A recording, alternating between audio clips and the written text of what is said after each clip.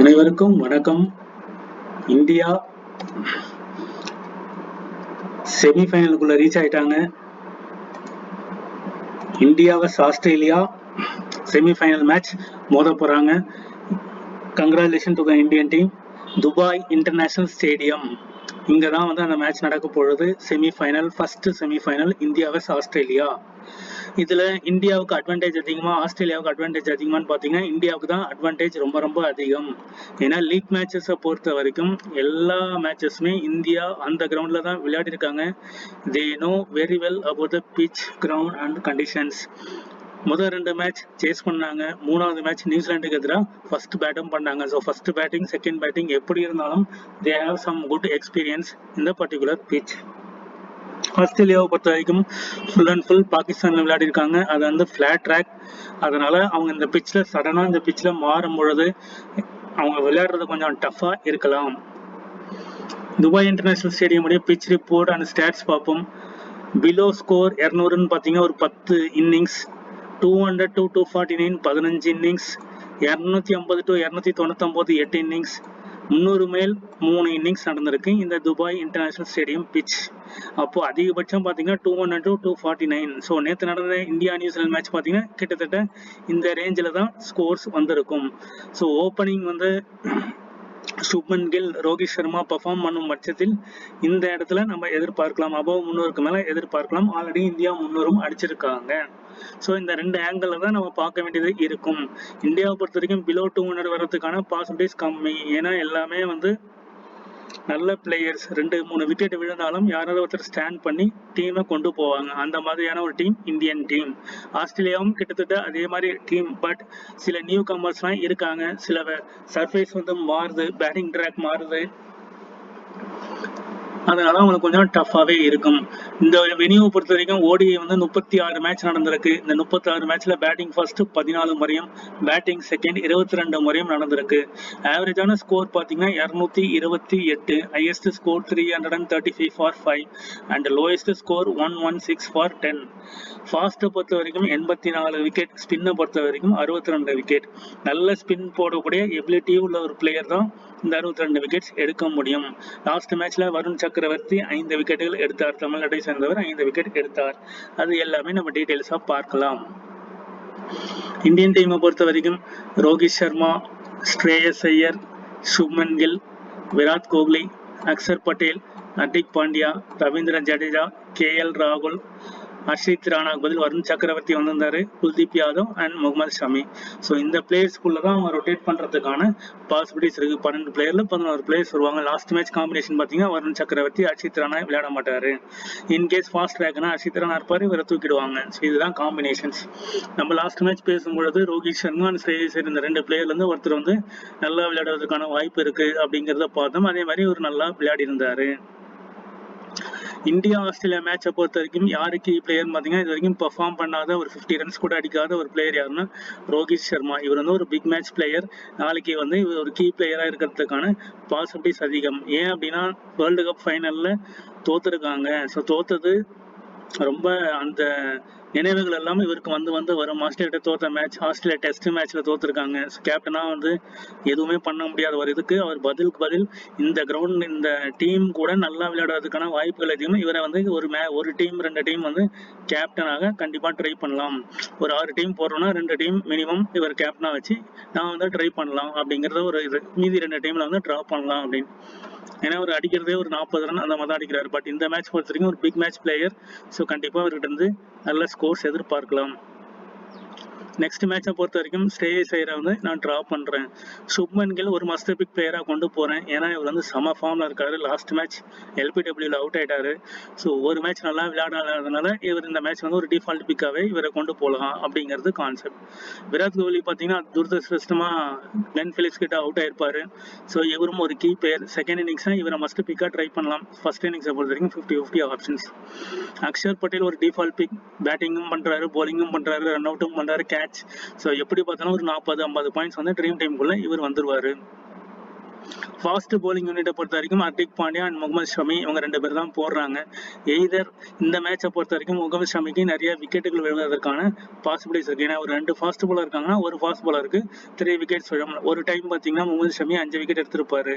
So இந்த match Mohammed ஷமியை ஒரு key ஃபேக்டரா நான் வந்து பார்க்குறேன். ஸோ என்னுடைய டீம்ல வந்து 2 டீம், ஃபர்ஸ்ட் 2 டீம்ல வந்து ரோஹித் சர்மா, சுப்மன் கில், முகமது ஷமி ஒரு கீ பிளேயரா இருப்பாங்க. அக்ஷர் பட்டேல் 4வது பிளேயரா இருப்பாங்க.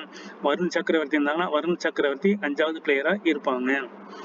இதுல ஜடேஜாவா, ஹர்திகா, KL ராகுல் அந்த 3 பிளேயர்ல இருந்து ஒரு பிளேயர், மொத்தம் ஒரு 6 பிளேயரோட நம்ம கொண்டு போகலாம். 3வது 4வது டீம்ல இங்க இருக்கிற 6 பிளேயர்ல இருந்து ஒரு 3 பிளேயரை டிராப் பண்ணிட்டு வேற ஒரு 3 பிளேயர், ஸ்ரேயஸ் ஐயர், விராட் கோஹ்லி, ஜடேஜா, இந்த மாதிரி ஒரு 3 பிளேயர்ஸை கொண்டு போகலாம். குல்தீப் யாதவ் ஒரு நல்ல டர்ன் இருக்கும். இவர்கிட்ட இருந்து நல்ல எதிர்பார்க்கலாம். இவர் லாஸ்ட் மேட்ச் கேப்டன் ஆனதுனால குல்தீப் யாதவ் வந்து ஒரு 3 to 4 விக்கெட்ஸ் எடுத்து இவர் ஒரு வைஸ் கேப்டன் வர்றதுக்கான வாய்ப்புகளும் ரொம்ப அதிகம். ஸோ ரோஹித் சர்மா, குல்தீப் யாதவ் இந்த காம்பினேஷன்ஸ்ல ஒரு டீம். அடுத்த காம்பினேஷன்ஸ் பார்த்தீங்கன்னா ரோஹித் சர்மா, முகமது ஷமி இந்த காம்பினேஷன்ஸ்ல ஒரு team, Kuldeep and Mohammed Shami. So இந்த 2 பிளேயர் பிளஸ் இந்த பிளேயர் ஒன்லி 2 டீம்ஸ். ஒரு 6 டீம் போறோம்னா 2 டீம்ல இந்த ஃபார்மட், 2 டீம்ல இதுக்கு அப்படியே ஆப்போசிட்டா ஒரு ஃபார்மட். ஏன்னா கிராண்ட் லீகை பொறுத்த வரைக்கும் அது நான் ஃபைனலாக காமிக்கிறேன் பாருங்க, அந்த டெமோ டீம்ல உங்களுக்கு கிளியரா புரியும். ஆஸ்திரேலியா பாசிபிள் பிளேயிங் 11 பார்த்தீங்கன்னா எம் ஷாட் வந்து அன்அவைலபிளா ஆயிட்டாரு. ஸோ இவர் போயிட்டாரு. இவருக்கு பதில் ஃப்ரேசர் ஜெக்மர் இவர் இருக்கலாம். So Labuschagne, Steve Smith, Travis Head ஒரு இம்பார்ட்டன்ட் கீ பிக்கா இருப்பாரு. ஏன்னா இந்தியாவில் இவர் வந்து 50 ரன், 70 ரன், 80 ரன் பயங்கரமா அடிக்கக்கூடிய ஒரு பிளேயரா இவர் இருக்காரு, டிராவிஸ் ஹெட். அதே மாதிரி ஸ்டீவ் ஸ்மித் இவரும் இந்தியாவுக்கு அகைன்ஸ்டா விளையாடும் பொழுது நல்ல ஒரு கீ பிளேயரா இருப்பாரு இந்த 2 பிளேயர். அதே மாதிரி மேக்ஸ்வெல் போலிங் பிளஸ் பேட்டிங். ஏன்னா ஸ்பின் ட்ராக் துபாய் பொறுத்த வரைக்கும் இவர்கிட்ட இருந்து ஒரு 8 ஓவர் பிளஸ் ஒரு பேட்டிங் வந்து எதிர்பார்க்கலாம். இந்த 3 பிளேயர் கீ பிளேயரா இருக்கிறதுக்கான வாய்ப்புகள் அதிகம். அதே மாதிரி ஜாம்பா, டிஃபால்பிக், அதே மாதிரி இந்த 4 பிளேயர் போலிங்ல இருக்காங்க. நேத்தன் எல்லிஸ், பென் டார்சிஸ், இதுல இருந்து ஒரு பிளேயர் வந்து நம்ம கொண்டு போகலாம். காம்பினேஷன்ஸ் பாத்தீங்கன்னா இந்தியாவில இருந்து ஒரு 7, ஆஸ்திரேலியால இருந்து ஒரு 4 இந்தியா வின் பண்ற மாதிரி இருந்ததுன்னா, அதே ஆஸ்திரேலியா நீங்க வின் பண்ணணும்னு நினைச்சீங்கன்னா ஆஸ்திரேலியா 7, இந்தியா வந்து ஒரு 4 இந்த காம்பினேஷன்ஸ்ல கொண்டு போகலாம். 2வது காம்பினேஷன் 6/5 இந்தியா வந்து ஒரு 6, ஆஸ்திரேலியா வந்து ஒரு 5 அந்த காம்பினேஷன்ஸ்ல கொண்டு போகலாம். இப்போ நம்ம ஸ்கோர் கார்டு பார்க்கலாம். இந்த யாரெல்லாம் இந்த துபாய் பிட்ச்ல அடிச்சிருக்காங்கிறத பார்ப்போம். ஷவுத் ஷக்கீல், முகமது ரிஸ்வான், கேஷா, இதுல இவர் மட்டும்தான் லெஃப்ட் ஹேண்ட் பேட்ஸ்மேன். மீதி வந்து 2 ரைட் ஹேண்ட் பேட்ஸ்மேன். இங்க வந்து 3 பிளேயருமே right hand batsman, Virat Kohli, Shreyas Iyer, Shubman Gill. So இந்த காம்பினேஷன்ஸுமே நீங்க என்ன பண்ணலாம், டீம்ஸ் வந்து கொண்டு போகலாம். இந்த 3 பிளேயர் பேட்டிங் இந்த இடத்துல வந்து கொண்டு போகலாம். 4வதா பாத்தீங்கன்னா ஹர்திக் பாண்டியா. ஸோ 2 விக்கெட் எடுத்து அவர் உள்ள வந்திருக்காரு. ஸோ குல்தீப் யாதவ், ஸோ இவர் வந்து விக்கெட். ஸோ டோட்டலா இங்க ஒரு 5 பிளேயர்ஸ் உள்ள வராங்க. இதுதான் கான்செப்ட். ஓடிஐ ரேங்கிங்கை பொறுத்த வரைக்கும் இந்தியா 121 பாயிண்ட்ல முதலிடமும் 2வது இடத்துல இருக்கக்கூடிய ஆஸ்திரேலியாவுக்கான செமிஃபைனல் மேட்ச் நடக்குது. அதே நியூசிலாந்து 4வது இடம், சவுத் ஆப்பிரிக்கா 5வது இடம். இவங்க 2 பேருக்குள்ள செமிஃபைனல் 2 மேட்சஸ் வந்து நடக்குது. ஸோ இதையும் பார்க்கணும். அடுத்த மேட்ச் பாருங்க, Shreyas Iyer, Hardik Pandya, Axar Patel 2 right hand batsman, ஒரு லெஃப்ட் ஹேண்ட் பேட்ஸ்மேன். அதே மாதிரி இங்க கேன் வில்லியம்சன் மட்டும்தான் 81 ரன் அடிச்சிருப்பாரு. நம்ம லாஸ்ட் வீடியோல கேன் வில்லியம்சன் இம்பார்ட்டன்ஸ் கொடுத்திருப்போம். Santner and Will Young. So இந்த இதுதான் வந்து நமக்கு மெயினா இருக்கும். அதே மாதிரி போலிங் பாருங்க, வருண் சக்கரவர்த்தி, குல்தீப் யாதவ். ஸோ 2 போலர்ஸ் வராங்க. இங்க பாருங்க மேட் ஹென்றி ஒரே ஒரு போலர் 5 விக்கெட் எடுத்திருக்காரு. இந்த ஒரு விக்கெட்லாம் வந்து இந்த மாதிரி ஹர்திக் பாண்டியா 45 ரன் பிளஸ் ஒரு விக்கெட்னா ட்ரீம் டீம் வருவார். வேணும் ஒரு விக்கெட் எடுத்தாருன்னா ட்ரீம் டீம் வரதுக்கான வாய்ப்புகள் கம்மியாவே இருக்கும்.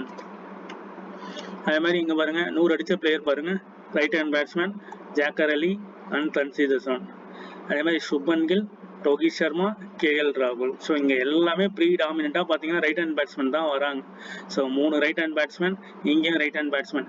இங்க பாத்தீங்கன்னா Shreyas Iyer, Hardik Pandya 2 right hand batsman, left hand batsman வந்து ஒரு 40-50 அந்த ரேஞ்சுக்கு வராங்க. இங்கேயும் ஒரு ரைட் ஹேண்ட் பேட்ஸ்மேன். இதுலயும் பாத்தீங்கன்னா இவர் ஒருத்தர் தான் லெஃப்ட் ஹேண்ட் பேட்ஸ்மேன் 60 ரன், இங்க ஆவரேஜா 2 ரைட் ஹேண்ட் பேட்ஸ்மேன். அதே மாதிரி இங்க 3 பேருமே ரைட் ஹேண்ட் பேட்ஸ்மேன். ஸோ ஒரு லெஃப்ட் ஹேண்ட் பேட்ஸ்மேன் வரும்பொழுது இந்த மாதிரி டிராவிஸ் ஹெட் விளையாடுவதற்கான வாய்ப்புகள் இருக்கும். அதே மாதிரி போலிங்ல பாருங்க, Shaheen Afridi, Abrar Ahmed. So left arm bowlers. அதே மாதிரி குல்தீப் யாதவ் ஒரு left arm bowlers, Rachin Ravindra ஒரு லெஃப்ட் ஆர்ம் போலர்ஸ். அதே மாதிரி ஒரு அக்ஷர் பட்டேல் ஒரு லெஃப்ட் ஆர்ம் bowlers, முஸ்தபிஷர் ரஹ்மான் ஒரு left arm bowlers. So left arm bowlers வந்து 1 or 2 விக்கெட்ஸ் அந்த ரேஞ்சில் வந்து டிஃபால்ட்டாக எடுத்துக்கிட்டே வராங்க. ஸோ கம்பல்சரி நம்ம டீமில் வந்து ஒரு லெஃப்ட் ஆர்ம் bowlers பிக் பண்ண வேண்டியது ஒரு அவசியம். என்னுடைய default pick first 2 teams Shubman Gill, Virat Kohli, Mohammed Shami. So second பேட்டிங்னா விராட் கோஹ்லி, ஃபர்ஸ்ட் பேட்டிங்னா ரோஹித் சர்மா. அதே மாதிரி Travis Head, Glenn Maxwell and Spencer Johnson. இது வந்து default pick first 2 teams. Big match player பார்த்தீங்கன்னா ரவீந்திர ஜடேஜா சிஎஸ்கே மேட்ச்ல பார்த்தீங்கன்னா ஜிடி கூட ஃபைனலில் ரவீந்திர ஜடேஜா 2 ball 10 runs, அதுதான் match winner player, big match player. Rohit Sharma revenge, so Australia தோத்ததுக்காக அந்த ரிவெஞ்ச் இது பண்ணுவார். ஸ்டீவ் ஸ்மித் இந்த ஐசிசி சாம்பியன் டிராஃபியில் சரியா பெர்ஃபார்ம் பண்ணல, அதனால ஒரு big match player. Hardik Pandya உங்களுக்கு தெரியும், வேர்ல்டு கப் ஃபைனலில் பயங்கரமா போலிங் போட்டு சவுத் ஆப்பிரிக்கா கண்ட்ரோல் பண்ணாரு. ஸோ இதெல்லாமே ஒரு பிக் மேட்ச் பிளேயரா இருப்பாங்க. ஒரு ஜிஎல் டீம் நேற்று நடந்ததை நம்ம பார்க்கலாம். இந்த மேட் ஹென்றி ஒரு 37%, வருண் சக்கரவர்த்தி ஒரு 37%, 37, 38. ஸோ இவங்க 2 பேருமே 37, 38 இந்த பர்சன்டேஜில் தான் இருப்பாங்க. இவங்களை கேப்டன் வைஸ் கேப்டனாக போடுவதற்கு நம்ம யோசிப்போமா அப்படிங்கிறத ஒன்று பார்க்கணும். ஃபர்ஸ்ட் விஷயம். 2வது விஷயம், இந்த வில்லியம்சன் நம்ம பேசணும், ஸ்ரேயஸ் ஐயர் இந்த 2 பிளேயரும் உள்ள வந்துட்டாங்க. 3வது நம்ம யோசிக்க வேண்டிய விஷயம், டாம் லதம், வில்லியங், ரச்சின் ரவீந்திரா இந்த 3 பேரை டிராப் பண்ணணும், இந்த 3 பேருமே டிராப் பண்ணணும் அப்படின்னு தோணிருக்குமா அப்படிங்கிறத பார்க்கணும். ஏன்னா இதுதான் வந்து 2 crores ஜிஎல் டீமுக்கான ஒரு ட்ரீம் டீம். ஒரு ஜிஎல் எடுக்கணும் அப்படிங்கும் போது இவரும் ஒரு லோ பிக், இந்த கேப்டன் வைஸ் கேப்டன் ஒரு லோ பிக். ஸோ நம்ம எப்படி அதே மாதிரி நம்ம இந்தியன் டீம் எடுத்துக்கோங்க, ரோஹித் சர்மா, சுப்மன் கில், விராட் கோஹ்லி அந்த 3 பிளேயரும் இல்லை. இங்க நியூசிலாந்துல பாத்தீங்கன்னா டாப் 3 பேர் டாம் லதம், வில்லியங், ரச்சின் ரவீந்திரா இந்த 3 பிளேயர் செஞ்சுரி அடிச்ச பிளேயரும் இல்லை. ஸோ 6 பிளேயர் வந்து பிக் பிளேயர்ஸ் டிராப். ஸோ இந்த மாதிரி ஒரு ஜிஎல் டீம் நம்மளால எடுக்க முடியுமா அப்படிங்கிறத பார்க்கணும். ஒன்று டாப் பிளேயர்ஸ் வந்து ஒரு 5 பிளேயர்ஸ் வருவாங்க, இல்லைன்னா டாப் பிளேயர்ஸ் 5 பிளேயருமே வர மாட்டாங்க. அந்த மாதிரி தான் டீம்ஸ் இருக்கு. பேட்டிங்கை பொறுத்த வரைக்கும் 3, போலிங்கை பொறுத்த வரைக்கும் 8 இன்க்ளூடிங் ஆல்ரவுண்டர்ஸ். ஸோ இன்னொரு ஃபார்மேட் பார்ப்போம். Williamson, M Santner, M Henry, Kyle Jamieson மொத்தமே 4 பிளேயர் தான் நியூசிலாண்டில் இருக்காங்க. அதில் ஒரு பிளேயர் வைஸ் கேப்டனாகவும் வந்திருக்காரு. ஸோ இந்த காம்பினேஷன்ஸ்ல இந்தியா ஆஸ்திரேலியா 4, இந்தியா 7 ட்ரை பண்ணுங்க. அடுத்த காம்பினேஷன் 6/5 ட்ரை பண்ணி பாருங்க. ஏன்னா ஜிஎல் பொறுத்த வரைக்கும் கம்ப்ளீட்டா வந்து நம்மளுடைய டேவா இருந்தால் தான் இன்னைக்கு ஜிஎல் வந்து இந்த 2 crores வின் பண்ண முடியும். எந்த சேனல் எந்த சஜஷன்ஸ் பார்த்தாலுமே ஜிஎல் வந்து வின் பண்றது ரொம்ப ரொம்ப ரொம்ப ரொம்ப டஃப். இந்த டீம் எல்லாம் போனோம்னா கண்ணை மூடிட்டு ஒரு டீம் போடும் பொழுதுதான் நமக்கு வந்து இந்த மாதிரி கேப்டன் வைஸ் கேப்டன்லாம் அமையும். அதோட சின்ன சின்ன லாஜிக் அப்ளை பண்ணி நம்ம டீம்ஸ் வந்து மேக் பண்ணலாம். So Alex Carey, Shubman Gill current form and second innings வந்தால் விராட் கோஹ்லி, ஃபர்ஸ்ட் இன்னிங்ஸ் வந்தால் ரோஹித் சர்மா. டிராவிஸ் ஹெட் நம்ம இந்தியா கிட்ட நல்லா விளையாடுவார், அந்த ஒரு கான்செப்ட். ஸ்டீவ் ஸ்மித் இந்தியா கிட்ட நல்லா பெர்ஃபார்ம் பண்ணுவார். Maxwell batting plus bowling, Zampa spin track அப்படிங்கிறதுனால. முகமது ஷமி நாளைக்கு ஒரு 4 விக்கெட்ஸ் 5 விக்கெட்ஸ் எடுக்கிறதுக்கான பாசிபிலிட்டிஸ் இருக்கலாம். ஸோ ஷமி கேப்டனாக போடலாம், சாம்பா வந்து வைஸ் கேப்டனாக போடலாம். இப்படி ஒரு மேட்ச் வந்து இப்படி ஒரு டீம்ஸ் வந்து ட்ரை பண்ணலாம். இங்கே வந்து என்ன பண்ணியிருக்கோம், 6 எடுத்திருக்கோம், இங்கே வந்து 8 இருக்கு. ஸோ இதுல இருந்து என்ன பண்ணலாம் அப்படின்னா, ஸ்டீவ் ஸ்மித்தை தூக்கி இங்கே ஒரு போலரை போடலாம், விராட் கோஹ்லியும் தூக்கி இங்க வந்து வேற ஒரு போலரையும் போட்டு நீங்க இந்த ஃபார்மேட்ல கூட ட்ரை பண்ணி பார்க்கலாம்.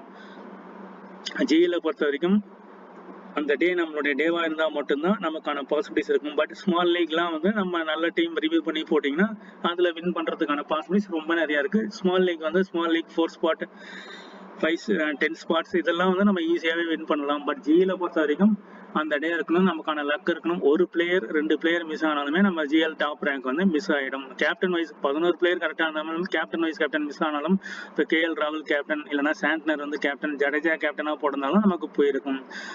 Jamieson, Kuldeep Yadav captain wise கேப்டனாக போட்டிருந்தாலும் போயிருக்கும். ஏன்னா 1431 பாயிண்ட்ல இவங்க 2 பேருமே 600 பாயிண்ட்ஸ்க்கு மேலே கொடுத்துருக்காங்க. ஸோ பாதி இவங்க 2 பிளேயருமே எடுத்திருக்காங்க.